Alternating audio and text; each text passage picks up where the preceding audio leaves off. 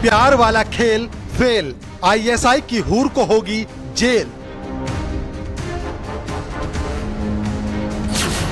Nepal to Noida सुलझ गई सीमा की मिस्ट्री। होटल और इमिग्रेशन में मिली पबजी वाले प्यार की हिस्ट्री।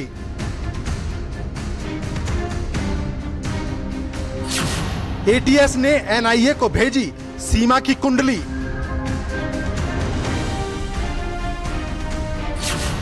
चार देश 40 भेष, सीमा पर चलेगा केस। अब आईबी और रॉ के रडार पर सीमा।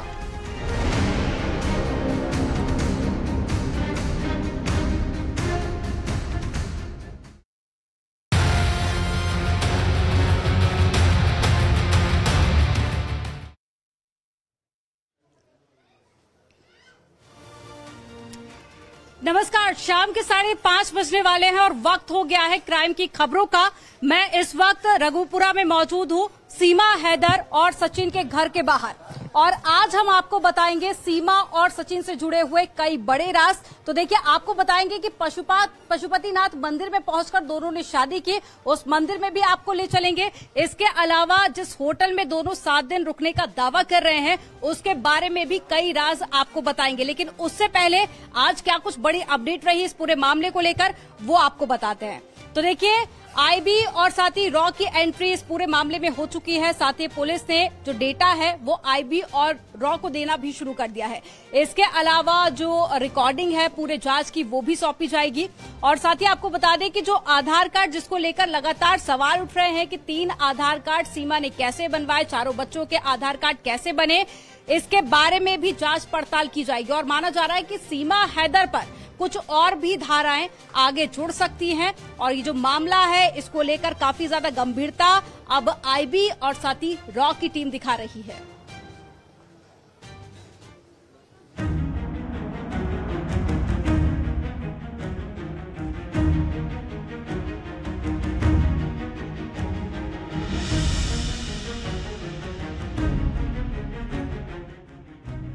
18 घंटे की पूछताछ।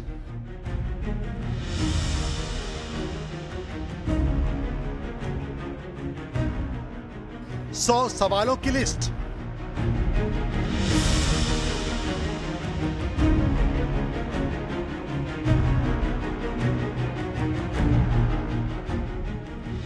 एटीएस की जांच का चक्रव्यूह।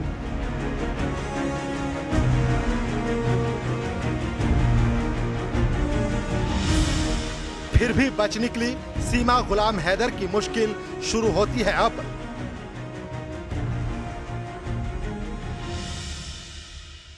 देश की 2 सबसे बड़ी खुफिया एजेंसियां आईबी और रॉ अब एक्टिव हो गई हैं। एनआईए ने भी पूछताछ की रिकॉर्डिंग मंगवा ली है।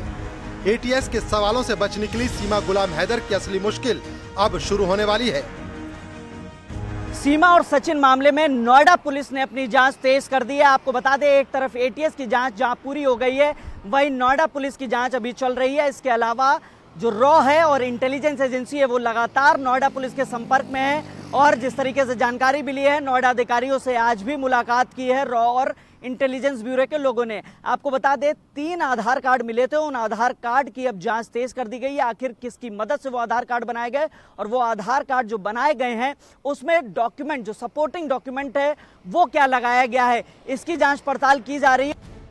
एटीएस की जांच के बाद एक तरफ नोएडा पुलिस ने जांच तेज कर दी है, तो दूसरी तरफ आईबी और रॉ लगातार नोएडा पुलिस के संपर्क में हैं। आईबी और रॉ के अधिकारी नोएडा पुलिस से डिटेल ले रहे हैं। नोएडा पुलिस 4 जुलाई को दर्ज एफआईआर में धाराएं बढ़ा सकती है। सीमा के 3 फर्जी आधार कार्ड को लेकर भी जांच की जा रही है।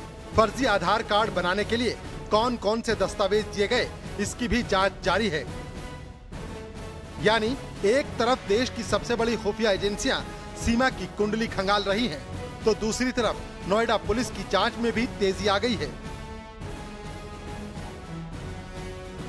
माना जा रहा है कि आने वाले वक्त में जो नोएडा पुलिस ने पहली एफआईआर दर्ज की थी भारतीय विदेशी अधिनियम सेक्शन 14 और 120B के तहत उसमें धाराएं तरमीम की जा सकती हैं। अगर ये फर्जीवाड़ा सामने आता है तो 420, 467, 468 ये तमाम धाराएं इस मामले में बढ़ाई जा सकती हैं। फिलहाल जांच तेज कर दी गई है और ऐसा माना जा रहा है कि नोएडा पुलिस आने वाले वक्त में इंटेलिजेंस ब्यूरो और रॉ की मदद से एक बड़ा खुलासा कर सकती है। सीमा पर नए सिरे से जांच इसलिए भी जरूरी हो जाती है क्योंकि कई ऐसे सवाल हैं जिनके जवाब अब भी नहीं मिल पाए हैं। शारजाह और नेपाल में खरीदे सिम का क्या हुआ? सीमा सचिन को किसके हॉटस्पॉट से कॉल कर रही थी? नेपाल के होटल में सीमा और सचिन फर्जी नाम से क्यों रुके? सीमा को इंडो नेपाल बॉर्डर पर सबसे कम चेकिंग वाला रूट कैसे पता चला? सीमा को भारतीय ग्रामीण महिला वाला लुक किसने दिया? ऐसे सवाल इसलिए भी उठ रहे हैं क्योंकि शक है कि नेपाल में भी सीमा के मददगार मौजूद हो सकते हैं। ये वो रजिस्टर है, इस रजिस्टर की हम बात कर रहे थे न्यूज़ 18 इंडिया पर। हम इसको जांचने के लिए हिंदुस्तान से नेपाल में इसलिए आए हैं क्योंकि हमें इस रजिस्टर की असलियत चाहिए थी। क्योंकि ये जो रिकॉर्ड रूम है यहाँ पर अभी जो लोग थे, यहाँ पर जो स्टाफ के लोग थे, उन्होंने यही जानकारी दी क्योंकि कोई भी नहीं बताना चाहता कि वाकई में यहाँ पर ऐसा क्या हुआ था। लेकिन जो स्टाफ था उन्होंने हमें जानकारी दी और ख़ासतौर से न्यूज़ 18 इंडिया ने ये आपको दिखाया कि इस रजिस्टर में कोई भी नाम नहीं है। सीमा हैदर का भी नाम नहीं है, सचिन का भी नाम नहीं है। और जब क्या वो दूसरे नाम से शादी कर सकते हैं? ऐसा जब हमने यहाँ पर पूछा तो ये भी इसकी जांच चल रही है। हालांकि क्या एटीएस की टीम यहाँ आई थी? अभी तक नहीं आई है। अच्छा, एटीएस की टीम भी यहाँ पर नहीं आई। सिक्योरिटी एक्सपर्ट के मुताबिक नेपाल में आईएसआई का बड़ा नेटवर्क है। अग्निवीरों की भर्ती मामले में भी आईएसआई की भूमिका सामने आई थी। तब भी आईएसआई के ऑपरेटर नेपाल के पूर्व अफसरों और जवानों से मिले थे जो भारतीय फौज से रिटायर होने के बाद वहां बस गए हैं। ऐसे में सीमा को तैयार करना आईएसआई के लिए नेपाल में मुश्किल काम नहीं था। वहीं इस कड़ी में सीमा का नेपाल टू नोएडा का रूट जांच के दायरे में है, जिसे नए सिरे से खंगाला जाए तो खुफिया एजेंसियों को कई अहम सुराग हाथ लग सकते हैं। Bureau report, news 18। सीमा और सचिन ने दावा किया था कि दोनों ने नेपाल के पशुपतिनाथ मंदिर जाकर शादी की थी। न्यूज़ 18 की टीम भी नेपाल के पशुपतिनाथ मंदिर पहुंची और शादी से जुड़े हर एक दावे की पड़ताल की गई। और हमारे इस पड़ताल में क्या कुछ निकलकर सामने आया, एक रिपोर्ट के जरिए आपको दिखाते हैं। शक्तिपीठ श्री ग्रहेश्वरी मंदिर है जो पशुपतिनाथ मंदिर के दूसरा हिस्सा है और इसी जगह पर बताया जाता है कि यहाँ पर शादी होती है।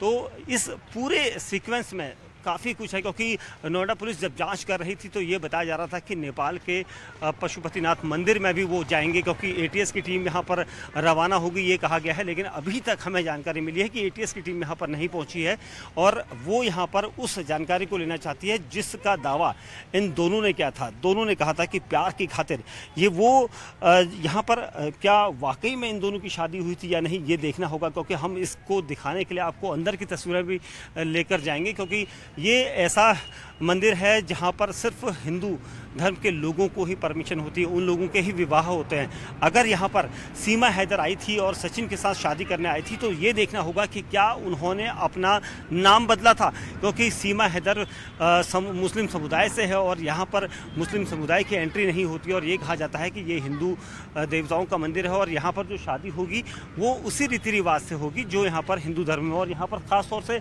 लिखा भी गया है, आप यहाँ पर बोर्ड देख सकते हैं, इसमें लिखा गया है entrance for the Hindus only, यानी जो हिंदू है उसी की यहाँ पर एंट्री है। तो सीमा हैदर और ग्रेटर नोएडा के रबुपुरा में रहने वाले सचिन मीणा ने जिस तरह से दावा किया था कि उन्होंने नेपाल के पशुपतिनाथ मंदिर में 10 मार्च को शादी करी थी और 10 मार्च के दौरान 10 मार्च से 17 मार्च तक वो यहाँ पर रहे थे और उस दौरान उन्होंने एक होटल लिया था। उस होटल के बाद उन्होंने इसी जगह पर शादी करने का दावा किया है। सीमा पर सस्पेंस बरकरार है। कई सारे ऐसे सवाल हैं जिनके जवाब अभी मिलना बाकी है और सबसे बड़ा सवाल कि आखिर इस सस्पेंस से पर्दा कब उठेगा। अब ऐसे में देखिए सीमा के साथ में आगे क्या होता है, इसको लेकर भी अलग अलग तरह के लोगों के कयास लगाए जा रहे हैं। आखिर क्या कुछ संभावनाएं हैं वो भी चलिए आपको ग्राफिक्स के जरिए बताते हैं। तो देखिए सीमा का क्या होगा, सबसे बड़ा ये सवाल। पहला ऑप्शन, केस चलेगा, सीमा को जेल भेजा जाएगा। दूसरा विकल्प है सीमा वापस पाकिस्तान भेजा जाएगा, सीमा वापस पाकिस्तान चली जाएगी, ये दूसरा ऑप्शन है। और तीसरी संभावना है कि पाक में खतरा देखते हुए नेपाल शिफ्ट किया जा सकता है, यानी कि भारत और पाकिस्तान कहीं भी ना भेजकर सीधा नेपाल शिफ्ट किया जा सकता है। अब चौथा ऑप्शन क्या है वो भी जान लीजिए। तो भारतीय वीजा मिलेगा, सचिन के साथ में रहेगी और यहाँ के कई सारे लोगों की ये मांग है कि सीमा को अगर क्लीन चिट मिल जाती है तो उसे भारत में रहने दिया जाए।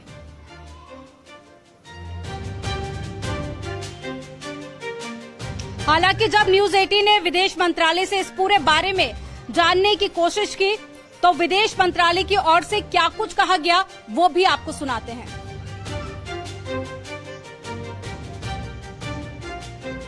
इधर वाले मुद्दे पे देखिए, इस मामले की जानकारी है हमारे पास और अदालत में इसकी पेशी हुई थी और उसके बाद उनको जमानत दे दी गई, वो बेल पे है बाहर और मामले की जांच चल रही है और आगे की जानकारी उपलब्ध होने पर हम आपको बताएंगे। अभी के लिए बस मेरे पास इतना ही है कहने के लिए कि जानकारी चल रही है।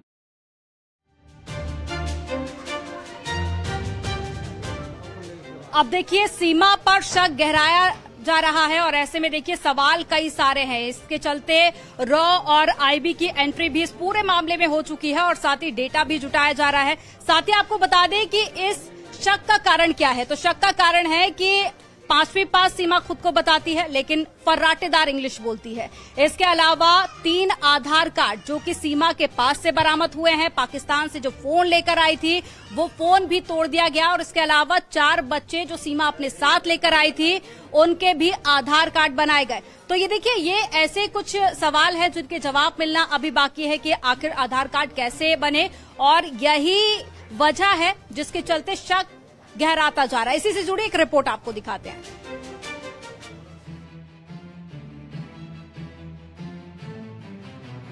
पाकिस्तान की सीमा हैदर पहले अवैध तरीके से भारत की धरती में दाखिल हुई। अपने प्रेमी सचिन के साथ वो गुपचुप तरीके से कुछ दिन तक रही, लेकिन कानून के शिकंजे में आने के बाद दोनों गहन जांच से गुजर रहे हैं। सोशल मीडिया में भी सचिन और सीमा का मामला पूरी तरह से छाया हुआ है। सीमा को कोई पाकिस्तानी एजेंट कह रहा है तो कोई उसे सचिन की दीवानी बता रहा है। लेकिन इसी बीच दोनों पर एक और बड़ा खुलासा हुआ है। कमरा नंबर 204 का सच सामने आया है। आखिर क्या है इस कमरे की मिस्ट्री, इससे भी पर्दा उठ चुका है। मार्च के महीने में सचिन और सीमा हैदर नेपाल की राजधानी काठमांडू गए थे और यही है काठमांडू का वो new Vinayak Rolpa Jaljala Rukmeli guest house जिसमें दोनों आए और करीब 1 हफ्ते तक साथ में रहे। दोनों ने अपनी पहचान छिपाई और किसी को कानो कान खबर तक नहीं हुई कि सीमा पाकिस्तानी नागरिक है। होटल संचालक गणेश ने जो बात बताई वो बेहद ही हैरान करने वाली है। गणेश के मुताबिक मार्च के महीने में पहले सचिन होटल पहुंचा था। होटल के रिसेप्शन पर जाकर उसने अपने नाम की एंट्री करवाई, लेकिन उसने अपना असली नाम नहीं बताया। रजिस्टर को खंगाला गया। इसके बाद होटल संचालक गणेश की नजर एक नाम पर पड़ी और थोड़ी देर सोचने के बाद उसे सब कुछ याद आ गया।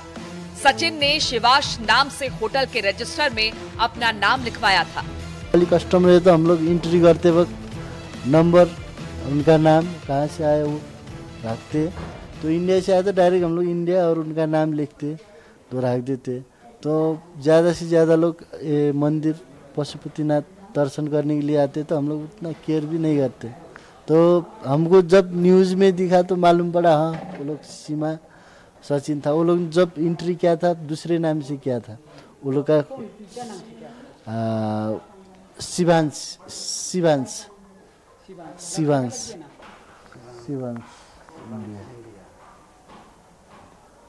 यो त्यही रेटको हम अब अरू त त्यस्तो